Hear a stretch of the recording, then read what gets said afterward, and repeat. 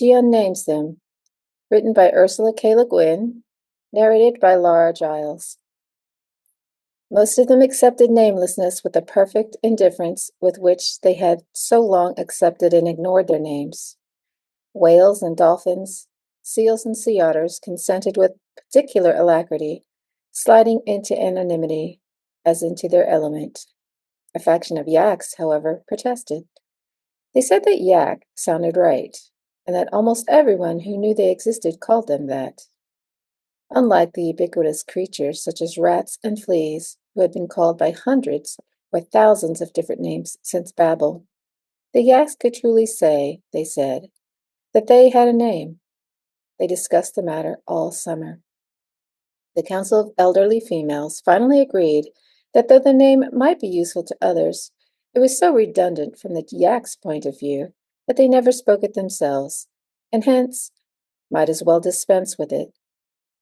After they presented the argument in this light to their bulls, a full consensus was delayed only by the onset of severe early blizzards. Soon after the beginning of the thaw, their agreement was reached, and the designation yak was returned to the donor. Among the domestic animals, few horses had cared what anybody called them since the failure of Dean Swift's attempt to name them from their own vocabulary. Cattle, sheep, swine, asses, mules, and goats, along with chickens, geese, and turkeys, all agreed enthusiastically to give their names back to the people to whom, as they put it, they belonged. A couple of problems did come up with the pets. The cats, of course, steadfastly denied ever having had any other name other than those self-given, unspoken, ineffably personal names which, as a poet named Eliot said, they spend long hours daily contemplating, though none of the contemplators has ever admitted that what they contemplate is their names, and some onlookers have wondered if the object of that meditative gaze might not in fact be the perfect or platonic mouse. In any case, it is a moot point now. It was with the dogs and with some parrots, lovebirds, ravens, and mynahs that the trouble arose. These verbally talented individuals insisted that their names were important to them and flatly refused to part with them. But as soon as they understood that the issue was precisely one of individual choice, and that anybody who wanted to be called Rover, or Frou-Frou, or Polly, or even Birdie, in the personal sense, was perfectly free to do so, not one of them had the least objection to parting with the lower case, or, as regards German creatures, uppercase. Generic appellations poodle, parrot, dog, or bird, and all the Linnaean qualifiers that had trailed along behind them for 200 years like tin cans tied to a tail. The insects parted with their names in vast clouds and swarms of ephemeral syllables buzzing and stinging and humming and flitting and crawling and tunneling away. As for the fish of the sea, their names dispersed from them in silence throughout the oceans like faint, dark blurs of cuttlefish ink and drifted off on the currents without a trace. None were now left to unname, and yet how close I felt to them when I saw one of them swim or fly or trot or crawl across my way or over my skin, or stalk me in the night, or go along beside me for a while in the day.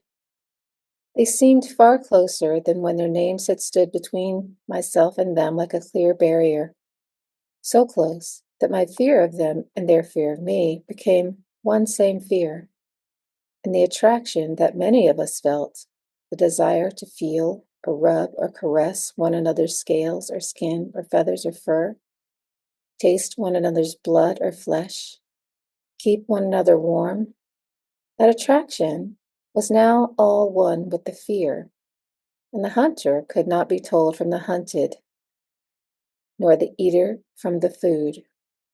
This was more or less the effect I had been after.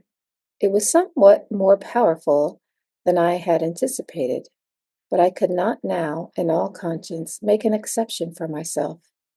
I resolutely put anxiety away, went to Adam, and said, "You and your father lent me this, gave it to me actually, It's been really useful, but it doesn't exactly seem to fit very well lately.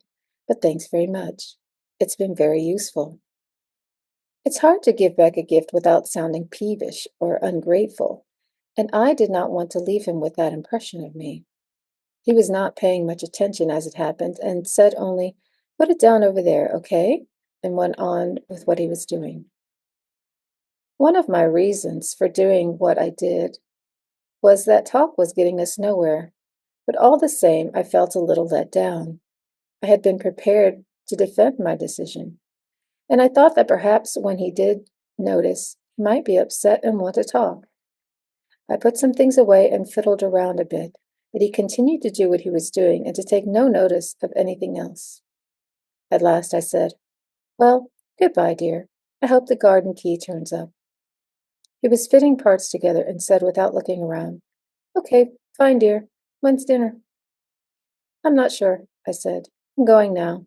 With the I hesitated and finally said, "With them, you know," and went on out. In fact, I'd only just realized how hard it would have been to explain myself. I could not chatter away as I used to do, taking it all for granted. My words must be as slow, as new, as single, as tentative as the steps I took going down the path away from the house, between the dark branched tall dancers, motionless against the winter shining.